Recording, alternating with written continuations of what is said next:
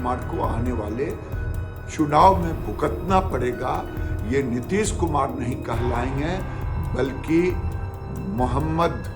लालू यादव और मोहम्मद नीतीश कुमार कहलाएंगे। देर रात नीतीश कुमार की सरकार ने हिंदू विरोधी मानसिकता और हिंदुओं की भावनाओं को आघात करने वाला एक निर्णय का अखाड़ा कहने में बीजेपी अब बनाती हुई नजर आ रही है और साथ में बयानबाजी कर रहे हैं कि भाई जिस तरीके से आपने छुट्टियां कम की हैं, जिस तरीके से आपने ये जो हॉलीडे हैं उनको कम किया है, उसको कम करने का मकसद सीधा सीधा हिंदुओं की भावनाओं को आहत करने का है। और जिसकी तरफ से कोई वास्ता नहीं है, क्योंकि जिस डिपार्टमेंट ने छुट्टियों को ये शॉर्टलिस्ट किया उसके आधार पर सरकार ने फैसला किया है। लेकिन फिर भी चूंकि सरकार राज्य में नीतीश कुमार की है तो वो इसके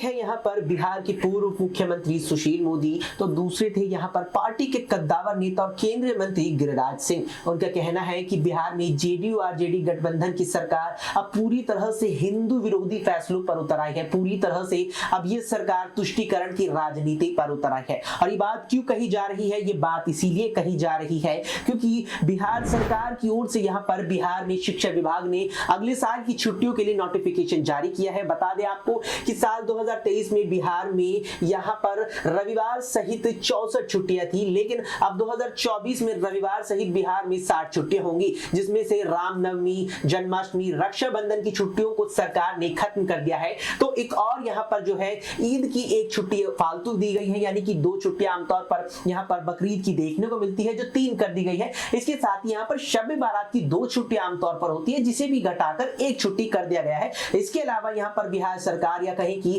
बिहार शिक्षा विभाग का जो छुट्टियों को लेकर नया नोटिफिकेशन आया है उसमें अगले साल 2 अक्टूबर को होने वाली गांधी जयंती की छुट्टी भी खत्म कर दी गई है। लेकिन यहां पर बीजेपी अब इस पूरे मुद्दे को लेकर यहां सरकार को घेर रही है, सरकार पर हमलावर है। बीजेपी का कहना है कि यहां पर जो छुट्टियां खत्म की गई है उसमें हिंदू त्योहारों को कहीं ना कहीं निशाना बनाया गया है और मुख्य रूप से हिंदू त्योहारों की जो है यहां पर छुट्टियां खत्म कर दी गई है। और ये जो पूरा बात है, यहां पर पूरी बात है, पूरी जो यहां पर चर्चा है वो इसीलिए हो रही है क्योंकि बात जरूरी है। नमस्कार, मैं हूं अक्षय अग्रवाल और स्वागत है आप सभी का हमारी इस खास पेशकश में जिसका नाम है बात जरूरी है। इस पेशकश में हमारे साथ चर्चा करने के लिए हमारे साथ हैं अमन जी। अमन जी, आपका स्वागत है इस पेशकश में। अमन जी, यहाँ पर विवाद खड़ा हो गया है जब यहाँ पर शिक्षा विभाग ने अगले साल की 60 छुट्टियों का नोटिफिकेशन जारी किया है और बीजेपी अब यहाँ पर बिहार सरकार को घेर रही है। तो क्या यहाँ पर वाकई में ये तुष्टीकरण की राजनीति पर उतर आई है या बीजेपी केवल अपना एजेंडा साध रही है? देखिए, बिल्कुल। और जिस तरह से लगातार पहले भी देखा जाता रहा है कि नीतीश सरकार ने इस तरह के जो है कामों को किया है जहां पर हिंदू भावनाओं को आहत करने का काम किया है और यही वजह है कि लगातार जो बीजेपी उनके ऊपर हमला कर रही है। लेकिन ऐसा नहीं है कि सिर्फ हिंदुओं की त्योहारों की छुट्टियां खत्म की गई, जैसे कि आपने खुद भी कहा कि जिस तरह से मुस्लिम त्योहारों की और भी कुछ एक छुट्टियां खत्म की गई हैं, कम की गई हैं। तो कुल मिलाकर इसको एक राजनीति का अखाड़ा कहने में बीजेपी अब बनाती हुई नजर आ रही है और साथ में बयानबाजी कर रहे हैं कि भाई जिस तरीके से आपने छुट्टियां कम की हैं, जिस तरीके से आपने ये जो हॉलीडे हैं उनको कम किया है, उसको कम करने का मकसद सीधा सीधा हिंदुओं की भावनाओं को आहत करने का है। और जिस तरह से आपने ये कदम उठाया उससे साफ पता चलता है कि अब बिहार का जो है इस्लामीकरण आप करना चाहते हो। इस तरह के तमाम सारे आरोप बीजेपी नेताओं की तरफ से लग रहे हैं। ऐसे में लगातार जो राजनीति की उठापटक है बिहार में वो देखने को मिल रही है और साथ में ये भी देखने को मिल रहा है कि क्या ये एक तरफा जैसा फैसला है, क्या एक तरफा जो कुल मिलाकर जो अगर बयान है वो ये दर्ज किया जा रहा है। और साथ में ये भी कि क्या नीतीश कुमार अब सिर्फ मुस्लिमों के हित को देख रहे हैं और जो हिंदू हैं उनके हित को देख रहे हैं। तो अपने आप में ये एक बड़ा जो है मसला बनता हुआ दिखाई पड़ रहा है, क्योंकि अगर आंकड़ों की बात की जाए तो बिहार में तकरीबन 13 करोड़ के आसपास जो है आबादी है, उसमें से 81-82% जो है हिंदू हैं। और इसके अलावा अगर मुस्लिमों की बात करें तो 17-18% के आसपास वो भी आते हैं। तो कुल मिलाकर एक बड़ा गैप है दोनों के बीच में। और जिस तरह से राजनीति का ये जो माहौल बन रहा है, अगर ऐसा होता है तो सीधे तौर पर नीतीश कुमार को एक बड़ा नुकसान इसमें हो सकता है, क्योंकि एक बड़े वर्ग को कहीं ना कहीं मुझे ऐसा लगता है अक्षय की वो नाराज कर रहे हैं। और जिस तरह बीजेपी इस पूरे मुद्दे को उठा रही है, जिस तरह से इस मुद्दे को जो है हवा दे रही है, उससे ये लग रहा है कि बीजेपी एक माहौल बनाने के अपने लिए प्रयास में लगी हुई है। जबकि इसका जो है एक तरीके से देखा जाए तो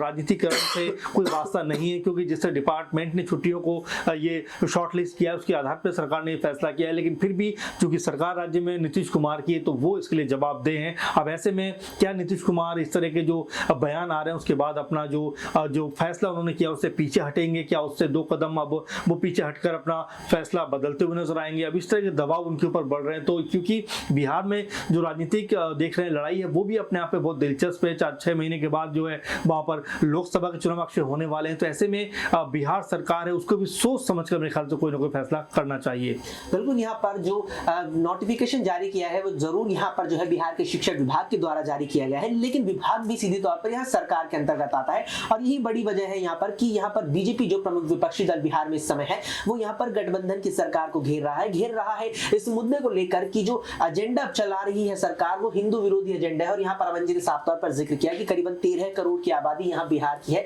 जिसमें से करीबन 81 से 82% हिंदू हैं। ऐसे में बीजेपी के द्वारा जो ये मुद्दा उठाया गया है, अगर ये मुद्दा यहाँ पर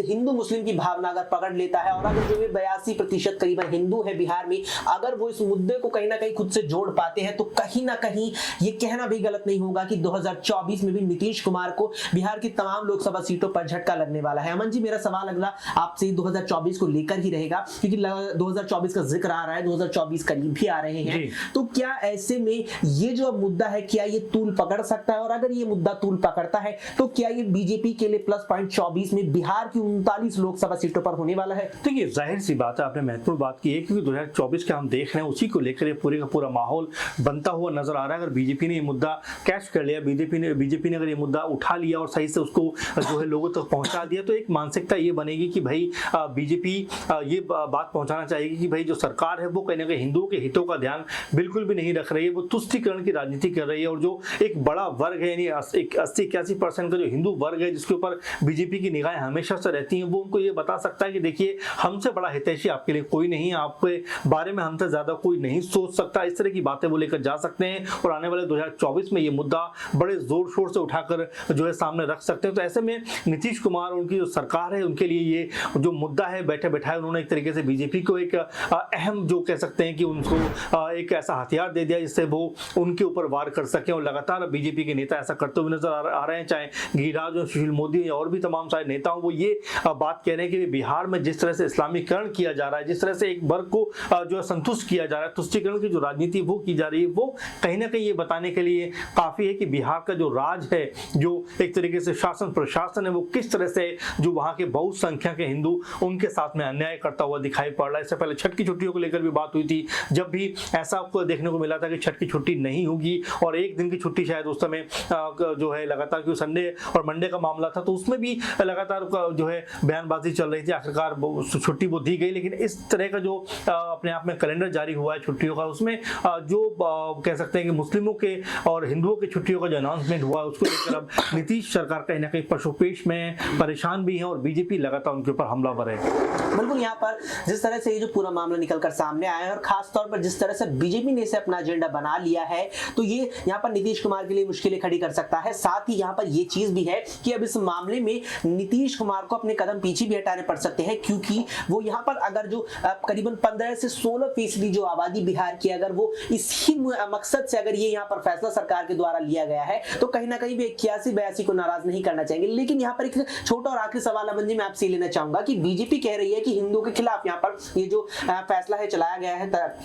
फैसले थोपे जा रहे हैं, लेकिन यहाँ पर हमें देखने को मिल रहा है कि जो फैसला यहाँ पर आया है विभाग के द्वारा, उसमें मुहर्रम की भी एक छुट्टी बढ़ाई गई है, तो दूसरी ओर यहाँ पर शब बारात की एक छुट्टी कम भी कर दी गई है, यानी कि मुस्लिमों की एक त्योहार की छुट्टी कम कर दी गई है। साथ ही यहाँ पर गांधी जयंती की छुट्टी भी खत्म कर दी गई है। तो यहाँ पर केवल ऐसा नहीं है कि केवल हिंदुओं के त्योहारों को भी टारगेट करके उनकी छुट्टियां कम की गई है, यहाँ पर तो कुछ मुस्लिम त्योहारों की भी छुट्टियां कम की गई। जाहिर सी बात है अक्षय, और सिर्फ लेकिन बीजेपी के हम एंगल से अगर सोचे तो बीजेपी को तो बैठे बैठाए मुद्दा मिल गया कि जिस तरह से आपने जो 3-4 अहम त्योहार हैं, चाहे हम रामनवमी की बात करें या हम जो रक्षाबंधन की बात करें, रक्षाबंधन ठीक कितना बड़ा त्योहार हमारे जो उत्तर भारत में होता है, इसके अलावा शिवरात्रि, तीज, बसंत पंचमी, इन सब तमाम जो महत्वपूर्ण छुट्टियां हैं वो खत्म करे। कहीं ना कहीं उन्होंने अपना कह सकते हैं कि एक पक्ष जो है जो जाहिर किया है, वो कहीं ना कहीं ये बता रहा है खासकर बीजेपी के एंगल से कि अब वो हिंदू विरोधी सारा काम करते हुए दिखाई पड़ रहे हैं। इसीलिए बीजेपी कई तरह के घेराव उनकी तरफ कर रही है, कई तरह के सवाल उनकी तरफ उठा रही है कि आपने जिस तरह का ये मामला और माहौल बनाया है, ये बताने के लिए काफी है कि आप जो है हिंदुओं से नफरत करते हैं और साथ में आप मुस्लिमों से अधिक तवज्जो देते हैं, प्यार करते हैं, इसीलिए आप इस तरह के तुगलकी फरमान जो है आप जारी कर रहे हैं। साथ में अगर आपने एक कोट पढ़ा हो, जो सुना हो, जो गिरिराज सिंह ने कहा है कि भाई